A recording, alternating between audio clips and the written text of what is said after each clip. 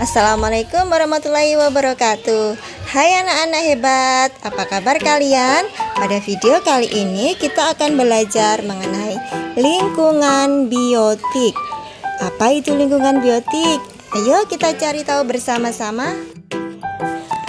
Mari kita awali dulu dengan pengertian lingkungan. Lingkungan adalah tempat di sekitar kita yang memiliki hubungan timbal balik. Pada suatu lingkungan selalu terdiri dari lingkungan biotik dan lingkungan abiotik. Maksud dari lingkungan biotik adalah lingkungan yang terdiri dari unsur-unsur makhluk hidup, misalnya manusia, hewan, dan tanaman. Sedangkan lingkungan abiotik adalah lingkungan yang terdiri dari unsur-unsur bukan makhluk hidup, misalnya batu, tanah, air, udara, cahaya matahari, dan lain sebagainya. Nah, pada video kali ini kita akan membahas lebih jauh tentang lingkungan biotik, khususnya tanaman atau tumbuhan. Perlu anak-anak tahu bahwa tanaman atau tumbuhan ini adalah makhluk hidup yang sangat luar biasa. Tanaman terdiri dari 350.000 lebih spesies atau jenis. Jadi jenisnya sangat banyak sekali. Tanaman pun juga tinggal di berbagai macam tempat anak-anak, misalnya di laut. Ternyata tanaman juga tinggal di laut ya. Nah, tanaman yang tinggal di laut ini punya syarat. Syaratnya adalah lautnya itu harus masih tembus cahaya matahari. Biasanya yang kedalamannya kurang dari 100 meter. Jadi cahaya matahari masih bisa masuk. Nah, tanaman-tanaman yang tinggal di laut ini ada macam-macam sekali, seperti yang ada di gambar ini ya. Ada berbagai jenis rumput laut, koral, dan sebagainya. Tumbuhan-tumbuhan laut ini biasanya sangat warna-warni, indah-indah sekali, dan bentuknya juga beragam. Jadi tanaman di laut pun juga tak kalah unik dengan yang ada di darat. Nah, selanjutnya seperti yang kita ketahui, tanaman juga tinggal di darat, misalnya di hutan hujan tropis, atau yang lebih dikenal dengan hutan rimba ya kalau di tempat kita ya. Di hutan rimba itu tanamannya macam-macam, banyak jenis pohon-pohon besar, rotan, tanaman paku-pakuan, kemudian banyak sekali jenisnya ya kalau yang ada di hutan hujan itu. Nah, selanjutnya juga ada tanaman yang tinggal di rawa-rawa, misalnya pohon bakau ya. Pohon bakau ini tinggal di daerah rawa. Rawa itu apa sih, Bu? Rawa itu adalah wilayah darat yang biasanya selalu tergenang air dan memiliki tingkat keasaman yang tinggi. Rawa-rawa ini biasanya terdapat di tepi-tepian pantai. Nah, hutan bakau atau tanaman bakau ini memiliki akar yang unik.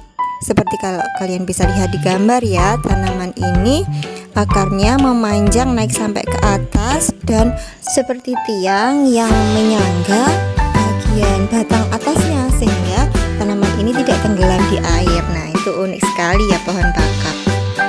Ada tanaman-tanaman yang bisa tinggal di gurun. Misalnya ini yang paling terkenal, ada tanaman kaktus yang bisa tahan hidup di gurun dengan sedikit air karena dia mampu menyimpan air pada batangnya.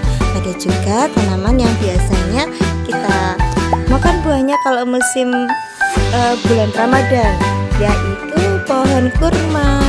Ya, pohon kurma ini tinggal di gurun.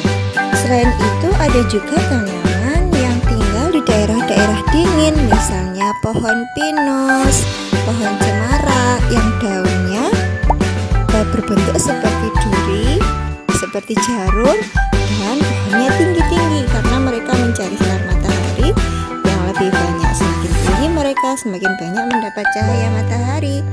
Lalu ada juga tanaman yang tinggal mengambang di air, misalnya teratai.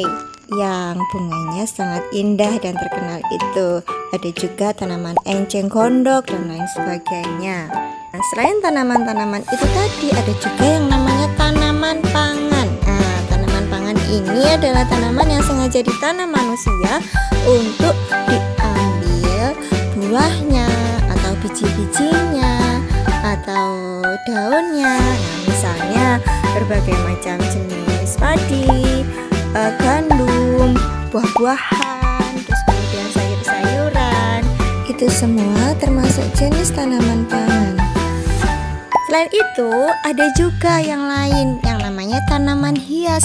Tanaman hias ini adalah tanaman yang sengaja ditanam manusia untuk mempercantik, memperindah lingkungan di sekitarnya. Ini adalah berbagai macam jenis bunga-bungaan dan rumput-rumputan, ya, misalnya bunga melati, bunga mawar, bunga tulip, terus kemudian rumput-rumput yang ditanam di halaman atau di tempat-tempat umum, di taman-taman, ya, yang tujuannya untuk mempercantik dan memperindah lingkungan. Nah, yang hebat dari tanaman ini adalah mereka mampu menghasilkan makanan bagi dirinya sendiri. Tanaman biasanya tidak makan makhluk hidup yang lain. Kalau manusia, hewan, itu kan mereka harus makan supaya mereka bisa bertahan hidup, ya, supaya kita tidak lemas, tidak kehabisan energi, kita harus makan. Nah, tapi beda dengan tanaman. Tanaman mampu membuat makanannya sendiri dengan bantuan air, unsur-unsur hara di tanah, dan cahaya matahari. Ini karena tanaman memiliki klorofil atau zat hijau daun yang tugasnya memasak makanan.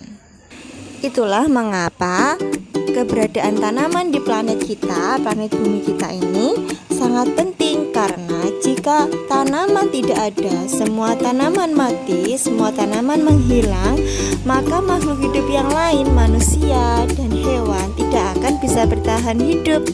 Manusia dan hewan tidak bisa menghasilkan makanannya sendiri. Mereka harus makan tanaman atau makan hewan yang lain. Nah, oleh karenanya kita harus menjaga kelestarian tanaman dan lingkungan tempat tinggalnya supaya kehidupan di bumi tetap terjaga. Demikianlah anak-anak belajar kita pada video kali ini. Terima kasih. Wassalamualaikum warahmatullahi wabarakatuh.